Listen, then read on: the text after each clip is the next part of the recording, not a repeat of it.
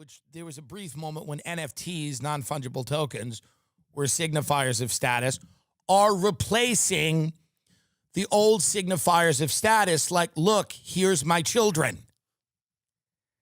That used to be status. My son is good at soccer. That was status. You cannot afford a son. You cannot afford a soccer ball. You will get a labubu. That's what you'll get. You will get a demonic Chinese voodoo doll, and you will attach it to the bag you live out of, and that is it. You are not going to get a house. You will get a little critter. You will get today's version of a gigapet. That's what's going on. And the people's eyes, even the adults, their eyes get big. You've got one of them. I want one of them. What? A family? No, that demon doll, that troll, that critter. And if you look at the face of Labubu, get the close-up of the face, it's evil.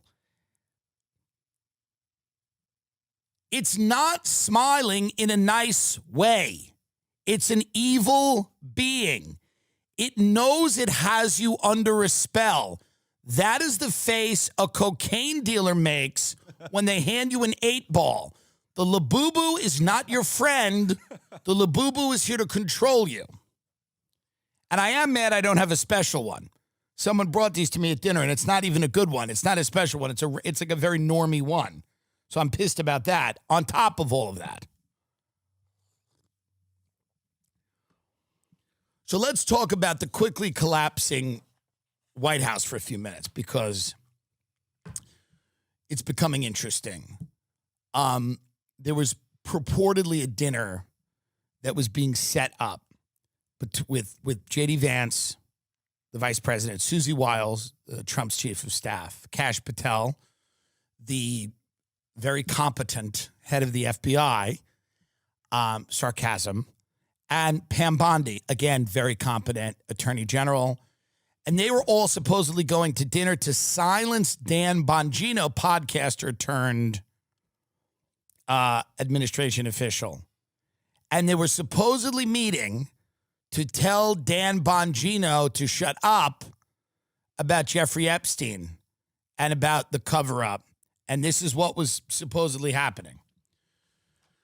But there were leaks. People started leaking. The meeting appeared to have been moved or rescheduled Wednesday night. Some officials who were expecting to attend the meeting, including Vance and Attorney General Pam Bondi, were spotted leaving the White House on Wednesday evening. Administration officials told CNN earlier in the day that there were discussions about moving, canceling, or rescheduling the meeting amongst tense media scrutiny. So what's going on is there's a lot of finger pointing. People are angry with each other, obviously, but also they've realized that this is the nail in the coffin for their credibility. Dan Bongino has realized that. What is Bongino? What is he? Kash is the head of the FBI. What is Dan Bongino? I'm blanking now on what he actually does. Okay. He's the deputy director of the FBI, and then Kash Patel is the director of the FBI. Okay. Dan Bongino reportedly is going rogue. This guy's like, hey, I have a podcast. This is Dan Bongino had a podcast. He had a radio show. And now he's the deputy of the director of the FBI.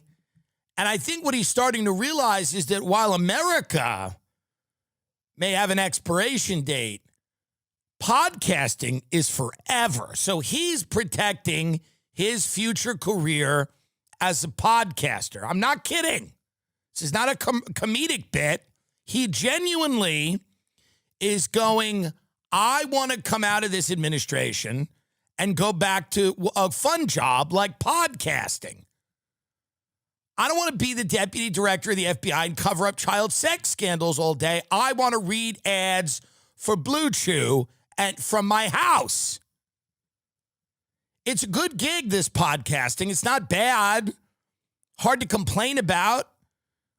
Yes, there's a good amount of it happening all the time. You got to do it every week. But I think Dan Bongino's going, I don't want to be around these people. I don't want to be near these people. I didn't sign up for this. I don't know Dan Bongino at all. I've never done his show. I've never been in the same room with him, but I imagine he's saying to himself, I didn't sign up for this. I don't want to be part of this cover-up. I want out.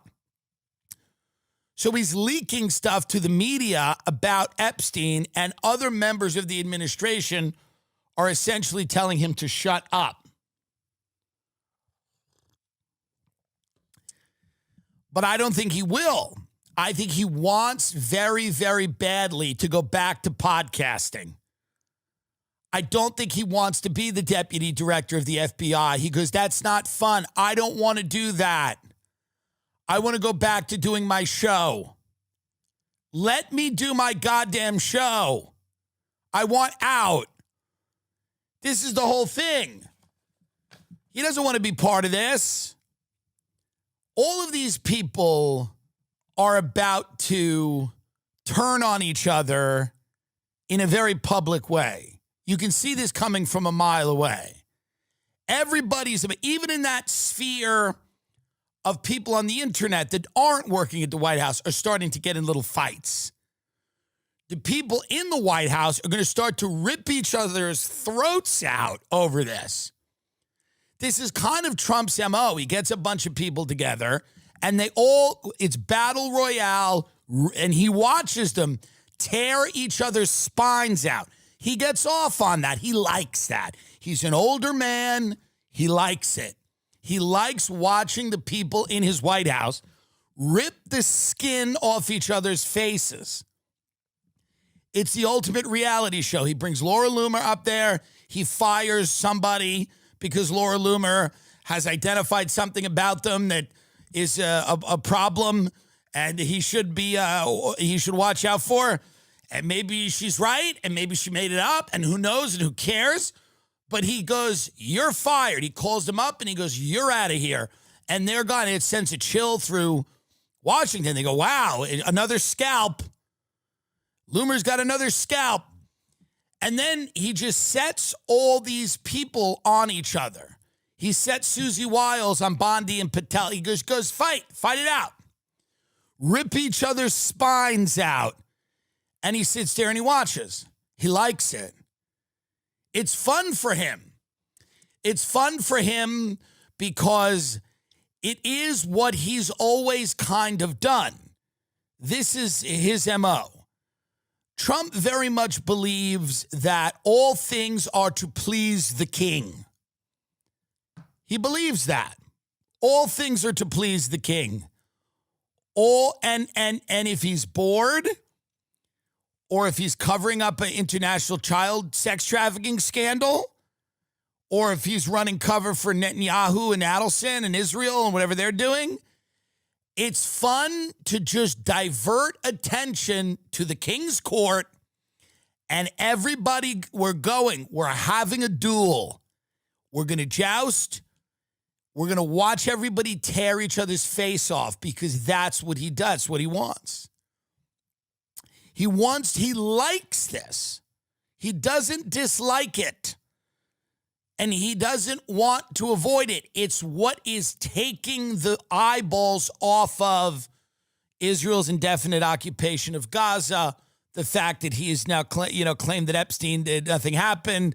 Ghislaine Maxwell moved to a minimum security prison after she said to Todd Blanche he didn't do anything wrong. Todd Blanche is Trump's attorney general. He met with Todd Blanche. It was a meeting with Todd Blanche before he went to go see Ghislaine Maxwell. Ghislaine Maxwell is now in Club Fed. But instead of that, he's walking on the roof of the White House. Don Jr.'s got memes of him with the dildo. They're trying to get in fights. What's Sydney Sweeney doing? It's all about trying to run cover. And if you watch it, it's actually quite interesting the way they're choosing to do it. Now they go, let's get a reality show going. Who's in, who's out? Who hates who? Who's blaming who? Let's watch them fight because it takes attention off what's actually happening. I don't know if Bongino's leaking stuff or not. If he is, they've got a problem on their hands. Reportedly, somebody wanted to talk to Rogan. I read about this, too. That's going to be a bad idea for them because Rogan's going to sit there and ask some questions for 2 hours.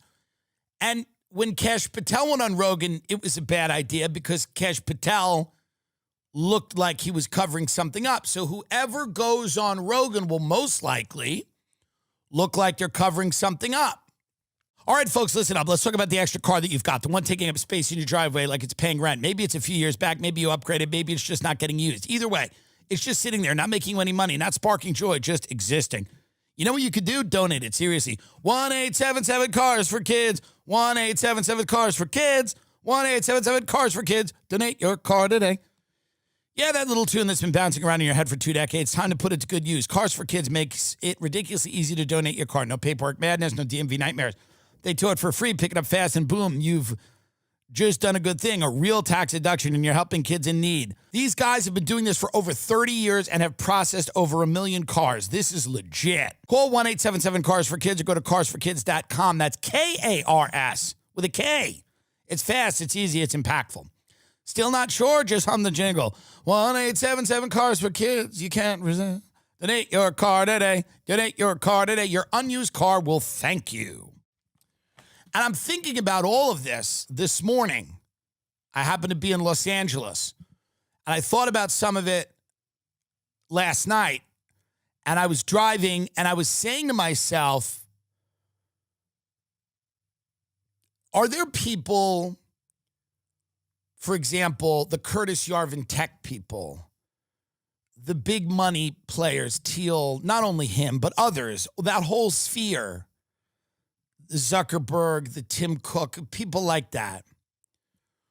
Do these people want Trump to outlive his usefulness to them? We're watching a coup, essentially, where Trump has been given a lot of money by these tech people to essentially allow them to take over the government. And I think Elon Musk, and again, this is my own theory, I think Elon Musk, you got Tim Cook in there again, giving him a golden apple. He knows what Trump likes. They're all showing up. Look how creepy this is. They're all kind of showing up. Again, all things are to please the king. Here's a gift. Comes on the Corning line. Yeah. It's engraved for President Trump. Oh, lovely. Unique yeah, nice. Unit of one. Giving him a nice by, little plaque. All right. All things, obviously, to please the king. They wanted and needed him to open up the bank for them. He did. Sam Altman, these people. I believe Elon Musk was a little bit of a trial balloon. I think there were probably people that thought Elon Musk was going to be more popular than he was. Remember, as smart as some of these people are in their field, they're completely hopeless when it comes to social intelligence. They think Elon Musk is the coolest guy ever. They don't understand how cringe it is to a lot of people. I think there was an expectation amongst these Silicon Valley types that Elon Musk was going to be a lot more popular with the American public than he was. And that Donald Trump was going to kind of let Elon Musk run the country. I think Elon Musk was under that impression.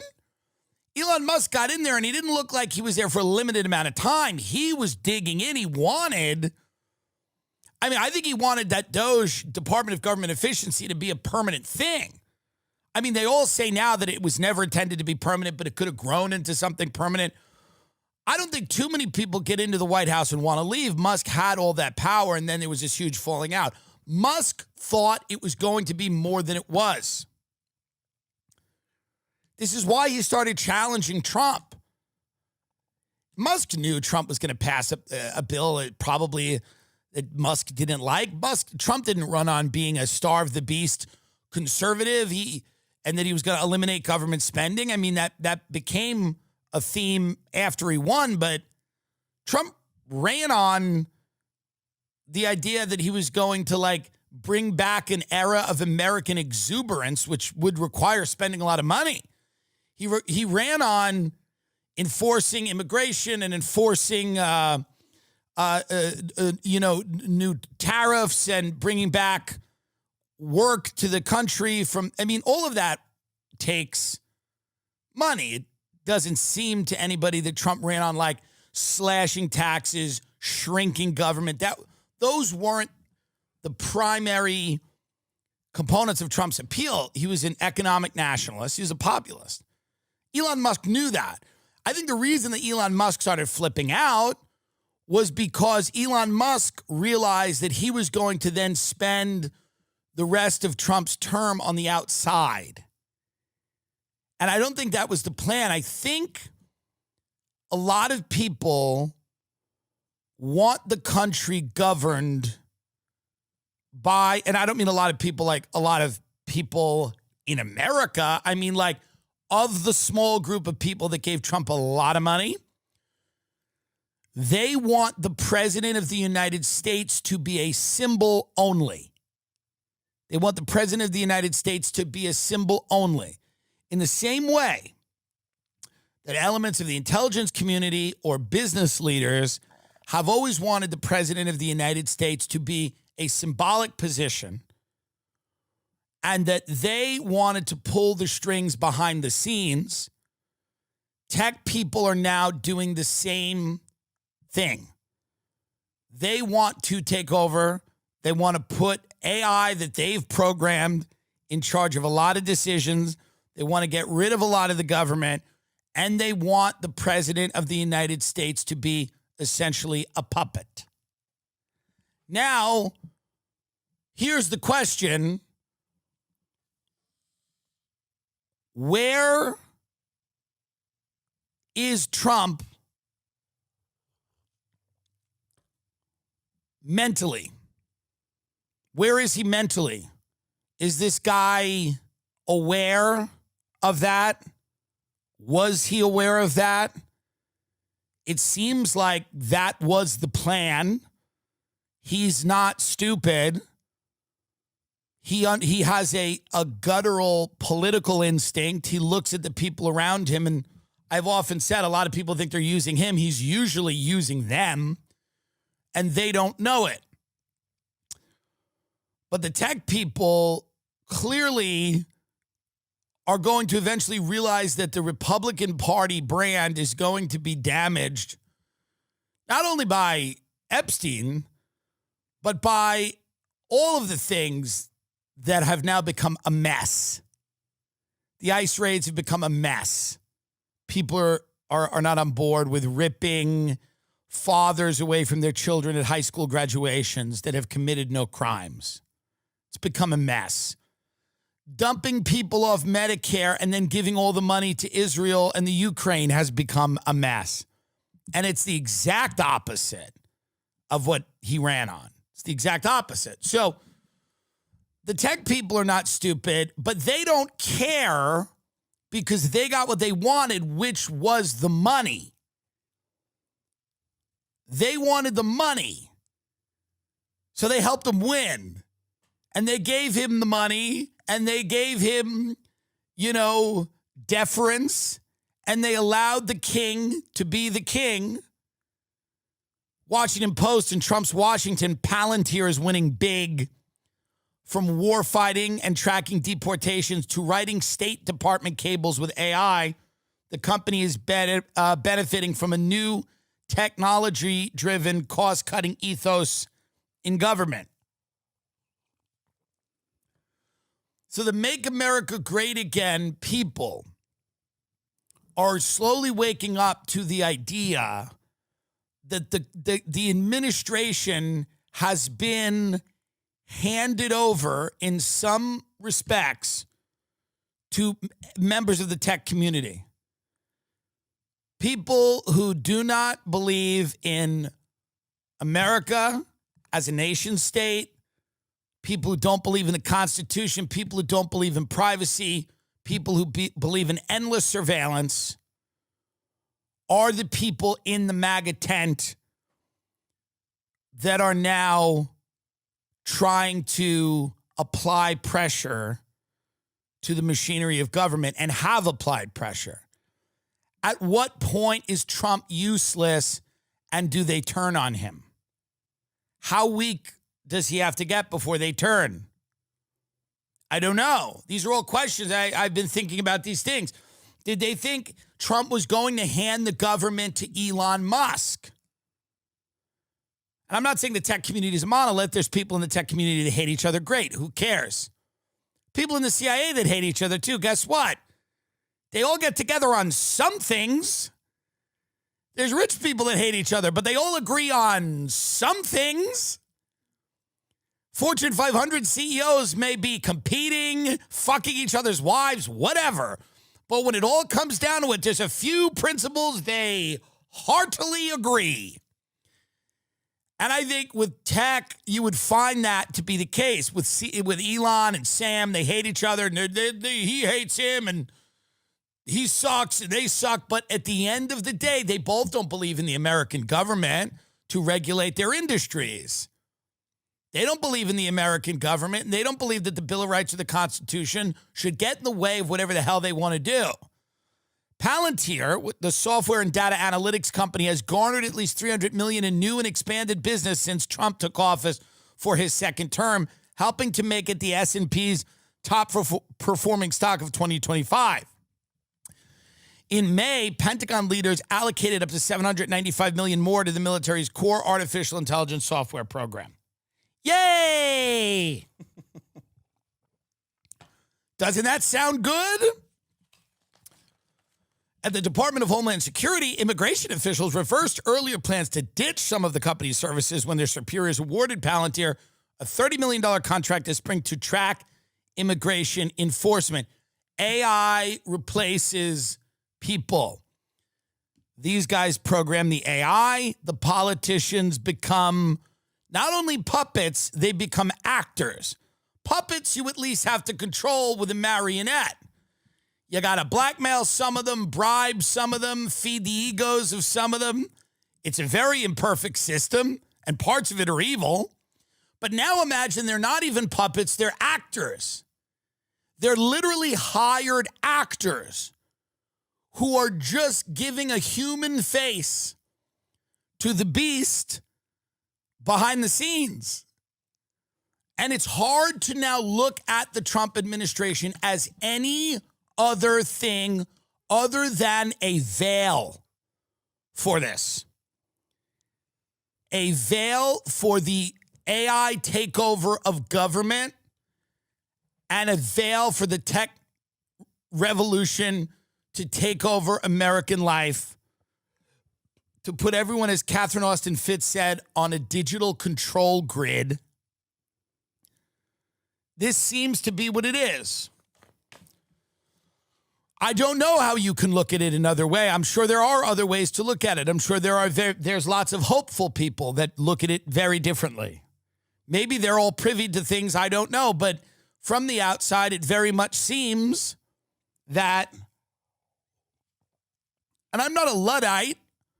I don't believe that, I'm not trying to, I don't want to live with the Amish. I understand that China has AI and we need to have AI and all of this stuff. I understand all of that. I'm not completely,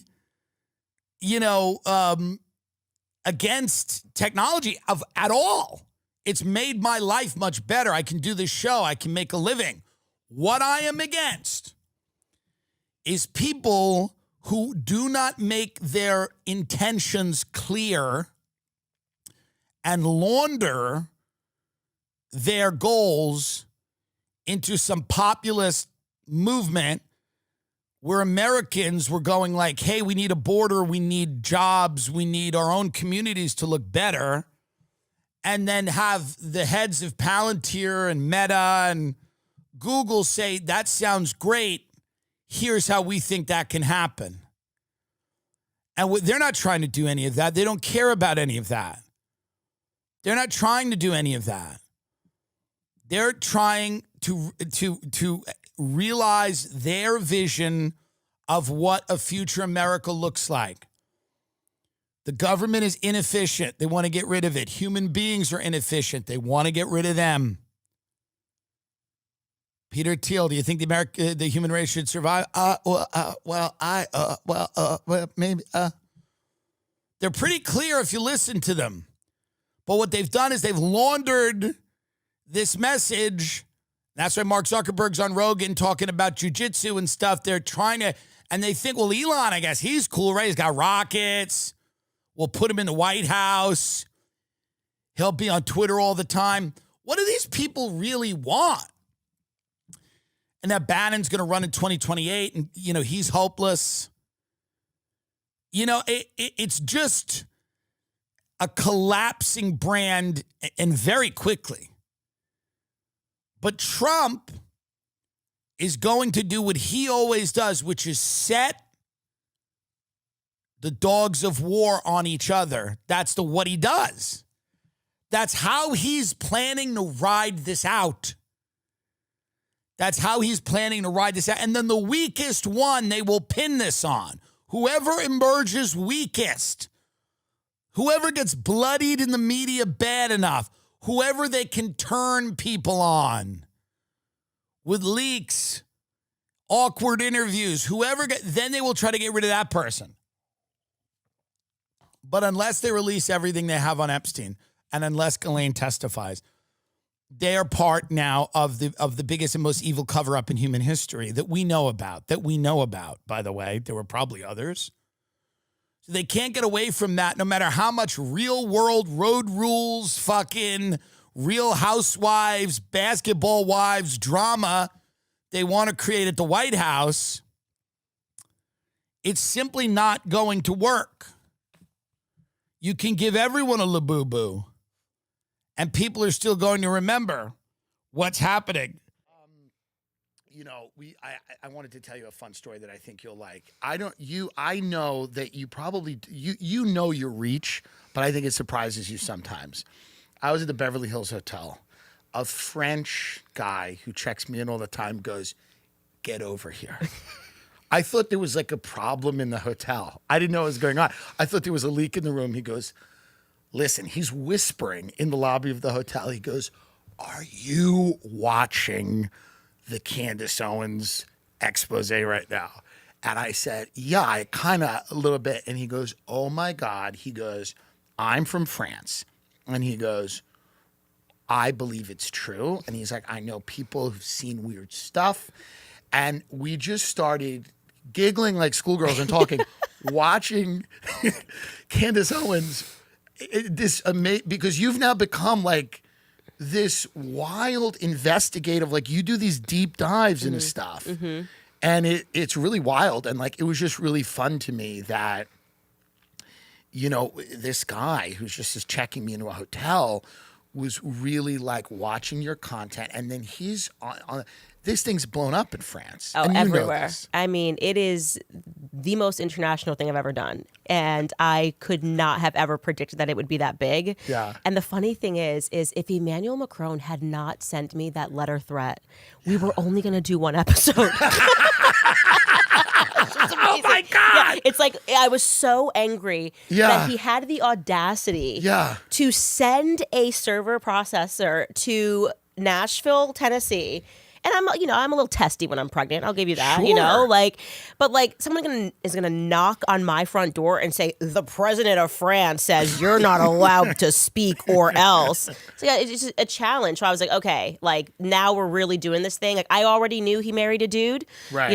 But now we're really doing this thing, and we just poured hours and hours and hours into just more research, tagging it on, making sure people could follow it themselves and understand this wasn't for funsies. It's like he actually married a dude. What was interesting about this thing, I mean, you go on this, I don't want to call it a treasure hunt, but you go on this really exhaustive trip, this research into Brigitte Macron, who, by the way, a lot of people in France agree with you. Oh, they know. Of all political stripes. And by the way, gay people, trans, this is not a lot of people are like, one of the journalists who looked into this was a gay journalist. A lot of people are like, yeah, something's up here. Mm-hmm. something's up. Oh, it's more than up. It is like 1,000% true. Or else the way that he could have stopped the entire docuseries, for those people who haven't like watched it, we then wrote back to the president and his mister at the Elysee Palace and said, I'm glad you opened up lines of communication. We're not interested. We're not in the business of defaming anyone. Right. I would make a fool of myself. Right. So if you would just kindly answer this yes or no question, like, were you born a woman, a female, Brigitte? We'll include this and we'll stop the series. They declined to do it. Right. So who would not stop if I'm like, I'm about to do this huge piece and you can stop it by simply answering yes or no, but they couldn't do that because then they would have been lying on record. It would have opened up way more issues.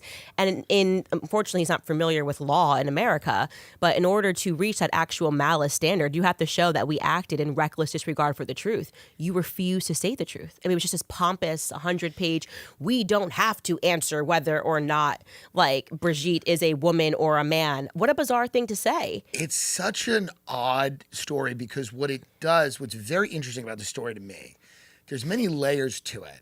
And what it really calls into question is, how much do we know about the people who run our lives? Nothing. So this is what's really interesting to me.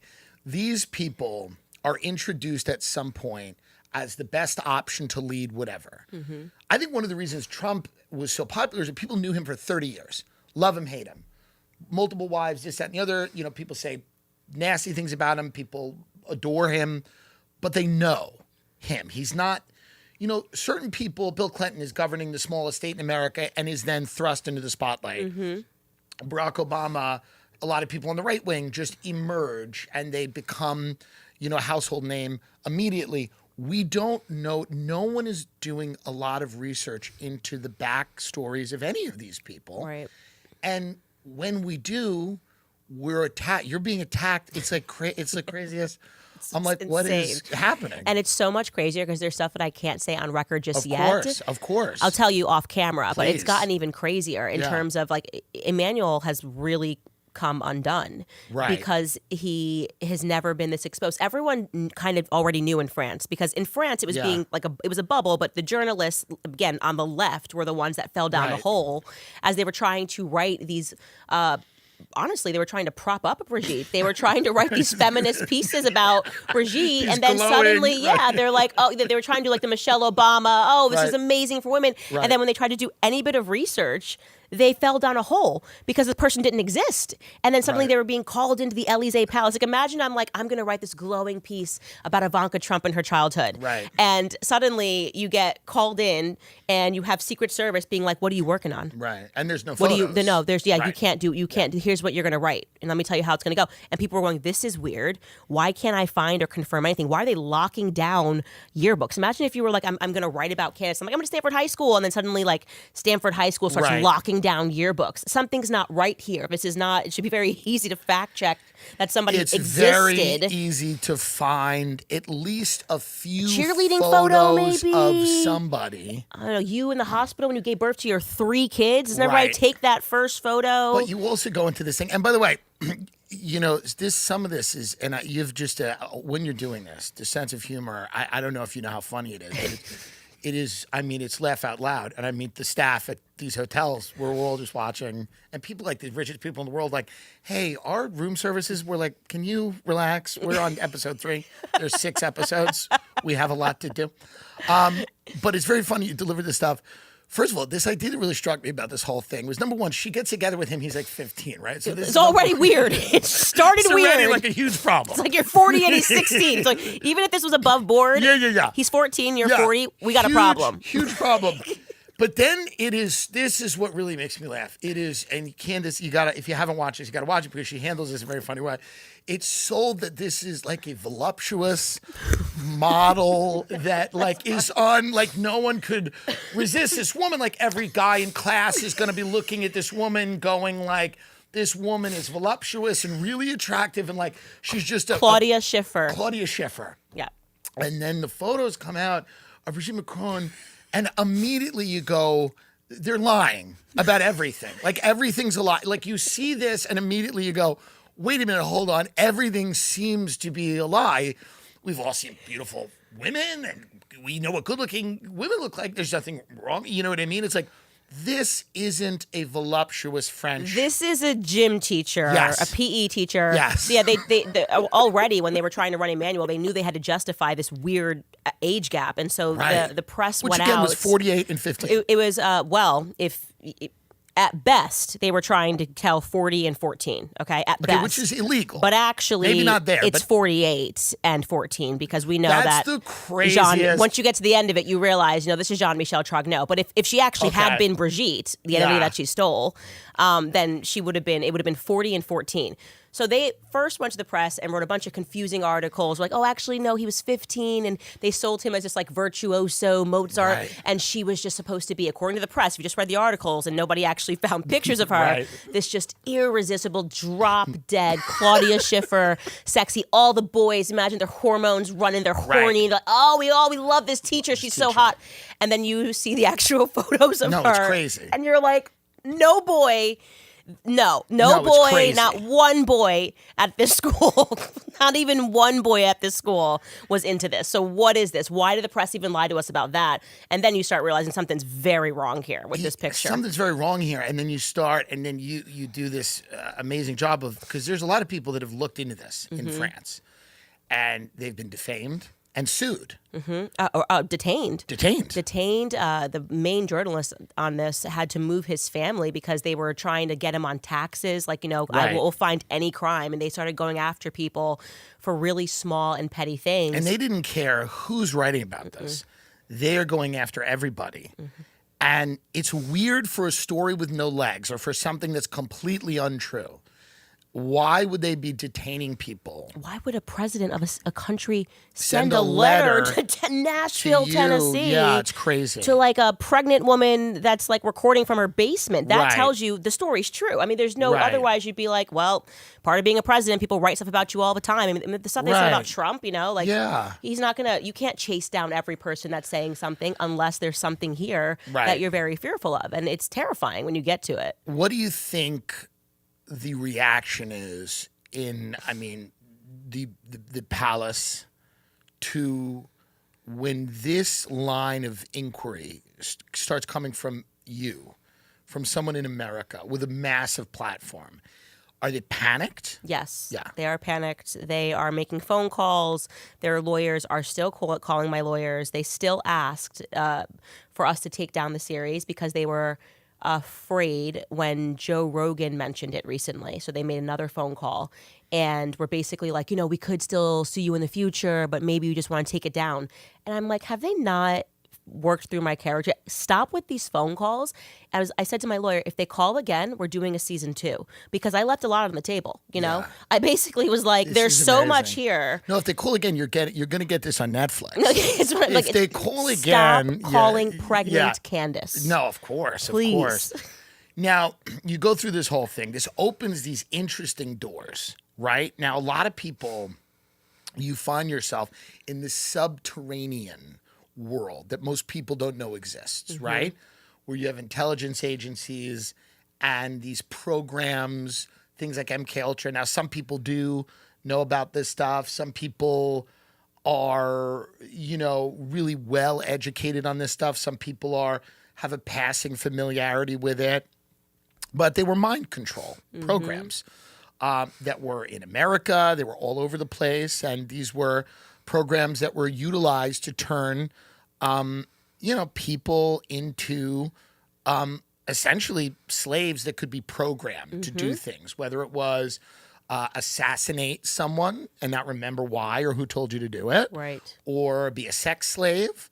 Or perhaps in a Manchurian candidate fashion, run the government. Run a country. Run a country. And that is who Emmanuel Macron is. And the craziest part So is that's kind of the, at the end of this, your by the belief time I when looked you- at yeah. everything, think about this. This is a guy who was sold to the public as a virtuoso, Mozart. He was just so brilliant. When you get to the episode where I explained to you that essentially, just so Americans understand this, they have a program that every person who runs a bank goes through. Let's call it like Yeah. a graduate program, like going to maybe UPenn and getting your MBA. It's slightly different, but just for sake of understanding here. So he went to this program after failing to get into it 3 times. Then magically they're just like, okay, you can get in. And not only did he then get in, but he graduated at the top of his class. There was some like test that they had to do, and he graduated. And everyone on campus knew he was an idiot, okay? For the first time in that college's, university, or program's history, the students revolted and said, these are clearly fake test scores. There's no way this idiot, Emmanuel Macron, got the number 1 grade in this. We all know he's an idiot. And so for the first time in that program's history, because the kids were so outraged, they just canceled results because they made it up that he like finished the top of his class. Beyond that, he then goes and works for Rothschild's Bank, right? Is the youngest ever managing partner. The people that work at Rothschild's Bank said he was such an idiot, he didn't even know what EBITDA meant. But they all knew that David Rothschild just plucked him up, and that was essentially give him a fake resume. He's never defined himself intellectually in any capacity. No, and he's just top of his class, and now he's working at Rothschild Bank, the youngest, managing whatever. Yeah, and so that was done by the Wall Street Journal, who did a book on this. So this isn't like we're finding this stuff on Reddit threads. The people spoke out and were like, he was such an idiot, but it didn't matter. And we understood that he was like protected Rothschild, and they needed to kind of create this fake resume for him to make people think he was a genius. He's not. Emmanuel Macron is not smart. And when the traditional press is looking into this and they're finding similar things to what you're finding, how are they presenting this idea that this kind of like empty suit of a guy is like failing upwards? Yeah, I think what a lot of these mainstream journalists do is they kind of say what they have to say in a very professional way, and they leave it for the people like me to then kind of, it's a good point, go there and say, hey guys, this is what a Manchurian candidate would look like. Right. These people tend to always be in drama classes. Right. It's just like Zelensky is obviously so. Yeah. Right. Is anybody actually thinking that Zelensky's running the country? He's a played literal the president actor in a who played it. show. Yeah. And they all are in these. They're all in drama classes. I always imagine Vladimir Putin finding that out. And almost being like, what, the CIA is not even trying. No, I feel that way. It's not even. It's so crazy. Mm-hmm. I do feel that way. I often it would be picture Vladimir Putin. Khloe Kardashian to run, the Ukraine. Yeah, and I wouldn't even say Khloe. I could probably buy more than Zelensky for sure. He's just. It's so odd. It's like, who is behind you? Why are we doing this? Right. That was why they freaked out about the Tucker Putin interview, because Putin at one point when Tucker asked a question about, what about the president or whatever? Or he said he shook hands with Bill Clinton, agreed to something. And Putin was kind of like, I don't deal with your presidents. I deal with the CIA. Like, your presidents are just kind of they like, come, they go. They're puppets. Like, I got to deal with the CIA. And these are the sorts of things they don't want the public to know, right? Because we need to all believe in this illusion, like you voted this person in and this person's really running things and the deep state doesn't exist. But never, and I've come to terms with that a long time ago, but never in a million years did I think, the Emmanuel Macron story is wacky because it's like, if you're already going to go through this effort to choose a Manchurian candidate, is it just not like crazy enough just doing that? Like, do you really have to add on the transitioning of a potential family member who molested him when he was a kid and just see if you can get away with it? Is it just like, let's see if if we just have a man as the first lady? That's like a really big. So who is Brigitte Macron? Brigitte Macron was an individual who was born Jean-Michel Trogneau. And the relation to Emmanuel is? That I can't say for certain. Okay. That's why we did not conclude how they are related. My sense is it's the missing uncle whose name is Jean-Michel, who was not a bad guess. Who was the godfather when Emmanuel Macron got first communion at school. Who's just missing. Like there's just like a missing. That's my best bet, is that it's an uncle, but I don't know. I know that without question that Brigitte Macron was not born a woman. We've given them every ample opportunity to clarify that fact. And what they've done behind the scenes since that series has only further stressed that we have definitively stumbled upon the truth, and they are going through very desperate measures right now to try to get our series removed off of YouTube. Really? Yeah. Like as far as you could possibly go in terms of trying to get this series removed and to get me shut up, because they know that the legal route isn't working. They're placing high phone calls. They're doing whatever they can. And that should signal to the public that this is real. Because again, if somebody made a series and was like, no, Candace Owens was actually born Michael, I'd be like, dude, public, you're an idiot. Like, that's actually kind of funny. There's something interesting about the idea that if you can sell people on this, then what else could you sell people on? Mm-hmm. if this is the case where this woman who was Jean-Michel Tragno, they've put the entire French press to sleep. And they've done this with the help of a kind of PR guru in France. A gangster. Let's be clear. A gangster. Mimi Marchand is a gangster. She's a gangster. She's, again, now being tried for extortion and all this stuff. But that's the way the governments run. I don't think people can process that, but it's like the CIA was a gang. They are a gang. Right. You know, they will kill people Yeah. who don't do what they want. And so in order to massage this in the public, they used a woman. People feel very comfortable saying that about Putin in Russia and places, but they find it unbelievable that in America there would be violence They're like, no. or targeted assassinations or blackmail or things like that. It's weird. New York is the most famous man-made vista in the world. It is the most famous skyline on Earth. What do you get? Go to a rooftop bar and get a view. Go to an observation deck. Don't get in a helicopter with your family. You're taking a chance. Especially the fucking helicopter tours. You don't know who the fuck is in there or what they're doing. I'm telling you. Enough with these summer vacations. I'm predicting this summer, because of the market instability, that people are going to actually find ways to have vacations at their house. It's called a staycation, where you don't leave your home. And your kids go, are we going anywhere? And you go, shut up. And they go, well, actually, John and his family are going somewhere. I go, yeah, we got cleaned out. We're fucked. John's family owns property. We're fucked here. We got nothing. Oh, they're going to the lake. Yeah, good. I hope he drowns. I hope John drowns in the lake with his family. His father's a drunk. He's always nice to me. Shut up. I have nothing. This family has nothing. That's the conversations that will be happening this summer. When the kids go, we going anywhere? The answer is no, we're not. We're not going anywhere. Kids are spoiled pieces of shit. They're making you feel bad about the economy. They're the problem. Oh, consumer confidence is plunging because kids want more shit than they fucking need, by the way. Oh, there's going to be less Christmas Good. There should be none. You should get one fucking present. This abundance that everybody talks about is nobody's happy, by the way. So enough with this crap. Novik, get off, get out of the helicopter. It is a convenient way for me to go. And we fly mostly when the water is warm. That doesn't mean much if it goes down, it kind of spirals. I don't even want to show this video. This is terrible. This is a family that crashed, and just show it just to scare people, because I think people got to stay out of these things. Show it. In a matter of seconds, a helicopter fell from the sky. God, the news people don't help, do they? In a matter of seconds, what started out as a family trip quickly ended in a watery grave. In a matter of seconds, a once smiling family plunged to their death in Lower Manhattan. The cold waters of the early spring Hudson were the last thing that family felt. It's like, do we need that? What is this guy? Is this guy's reaction now?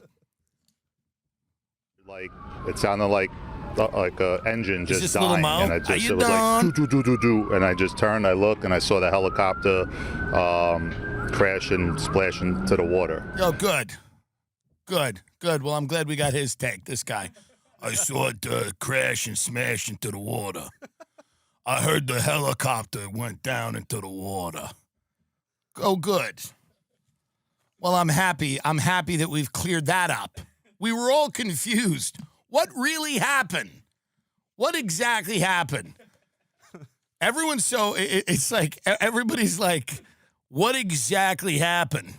I saw this helicopter and then it fell out of the sky and into the water.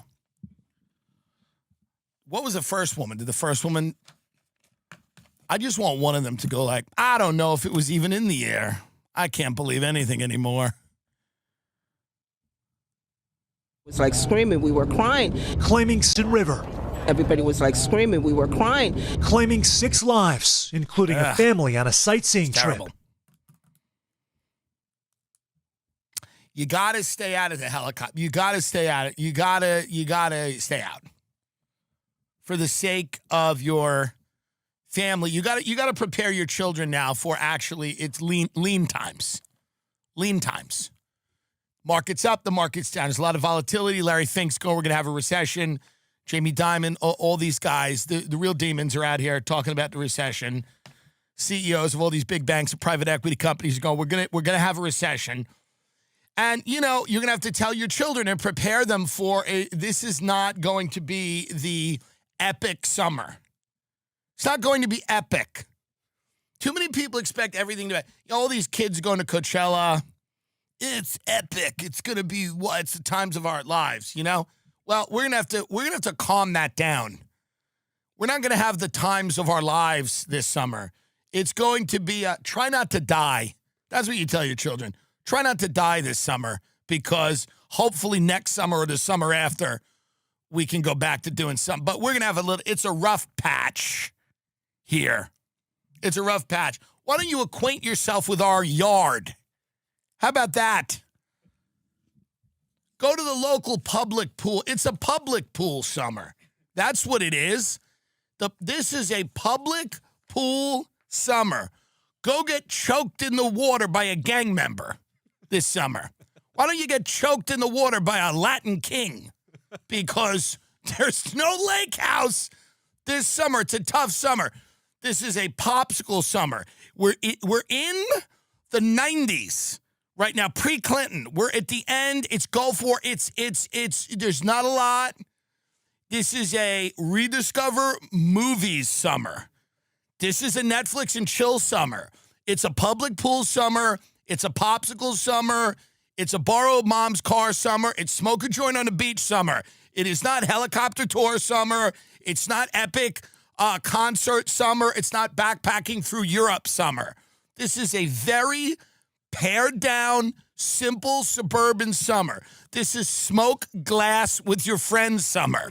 Smoke meth with your friends. This is not like you're going to be making memories to last a lifetime summer. No. This is, I'm reading all these articles about what's going on in the stock market. Prepare your children for an old school summer. Some drugs, couple of hand jobs under the boardwalk, and move it on. We're back in school. It's not going to be the greatest night of your life. I'm telling you, it's not going to be the greatest 2 months of your life. It's not happening. It's not happening. It's going to be just hot, sticky, and cheap. It's going to be a cheap summer. Everyone's mad at RFK because he's pledging to find the cause of autism by September. And that's pretty cool. Number one, life's about setting goals. And he's literally going, I'm going to find it out by September. By the end of this will be the summer that RFK found out what caused autism. This will be the summer that we all remember. RFK is going to work really hard. He's going to hunker down and find out why people are autistic and tell us all in September. And I'm kind of excited. What if it's something we have no idea what it could be? We don't know. Could be canned tuna. We don't know. Everything's on the table. That's what you got to like about RFK. Everything's on the table. I'm thinking he might go in the direction of vaccines, but we don't know. We don't know. Could be household chemicals, toxins in wood furniture, the cream for the Dunkaroo. No one knows what exactly is making people autistic.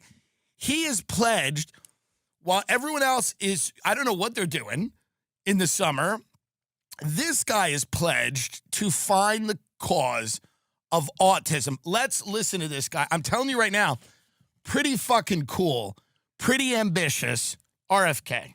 The autism rates have gone from now most recent numbers we think are going to be about 1 in 31 from 1 in 12, so they're going up again. From 1 in 10,000 when I was a kid. And we are going, at your direction, we are going to know by September. We've launched a massive testing and research effort that's going to involve It's like a hundreds of scavenger hunt. scientists from around the world. By September, we will know what has caused the autism epidemic. We'll be able to eliminate those exposures. This is like going to the moon. This is like going to the moon. You're going to have a pretty good idea, huh? We will know by September. There will be no bigger news conference than that. So that's it. If you can come up with that answer where you stop taking something, you stop eating something, or maybe it's a shot, but something's causing it. Well, it's pretty cool that RFK has come out and said, hey, we're going to look into this for the months of May, June, July, August. And then in September, we're coming out and we're going to tell you why you're autistic. And it's like a fun summer scavenger hunt. We're going to look at vaccines, Kennedy said, but we're going to look at everything. Everything is on the table. See, I didn't even know he said that, but I knew it. Our food system, our water, our air, different ways of parenting, all the kind of changes that may have triggered this epidemic. He might come back and go, you're not beating your kids.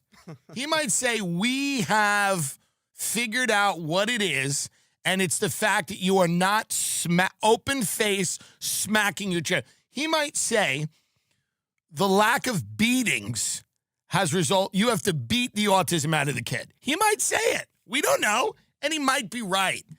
He might say you have to beat the autism out of your child. I mean, belts, chase him around the house, bloody. You know, what's that thing Joe Jackson used to say to Michael? Go get me a switch. Go get a branch from the tree and beat your child with it. RFK might come out and say, it's because kids aren't getting beaten by their parents anymore. So we don't know. We don't know. He might say, after the research, we've concluded that children who are not beaten with a belt multiple times a week are much more likely to be autistic. You might have to beat them. You might have to beat it out of the kids. Sorry. The answers are not always what you'd want. They're not what you'd want. It's Brussels sprouts, not smoothies that make you thin. Sure, we'd love it if it was smoothies. Oh, milkshakes all day? And then I get better. I get better with a milkshake? Woo! But it's not. It's actually lean meats and vegetables, okay? And some healthy fats. So this might not just be, oh, hey, don't give them a cupcake. It might be you need to beat the living shit out of your child again. Fear. Like when the door of your car closes, your child is quivering. And it might not even be beating them for a reason. It might be randomly attacking them in the house. I'm not saying it will be. I'm just saying we don't know which way it's going to go. We don't know what he's going to what his recommendations are. His recommendations could be that maybe he'll make kids sleep with tape on their mouths. Remember, that's a new thing that people are doing. They're sleeping with tape on their mouth or something with the nose or something. I don't know. He might require that. No, but what we do know is we don't want to go to war with Iran. Now, there's a lot of people in the Trump administration who they always sneak in these neoconservatives, by the way, or neoliberals. It doesn't matter. What we mean by that is people that love going to war all the time. There's never a war they don't like. They like Ukraine. They like Israel, Gaza. They like Syria. They liked Iraq. They liked Afghanistan. They liked Libya. And they'll like Yemen. There's nothing they don't like. There's not one war a lot of these people don't like. I just want one. I just want one of them to go, well, that one I don't think is good. Every war on the table with these people is great. Everybody we're supporting is of unimpeachable integrity and the greatest people ever. everybody that we're opposing is an irrational monster who cannot be negotiated with. We are just trying to help a people live in a more democratic way against a Hitlerian figure who's impervious to reason. This is every conflict that I have ever witnessed my entire life since I became conscious.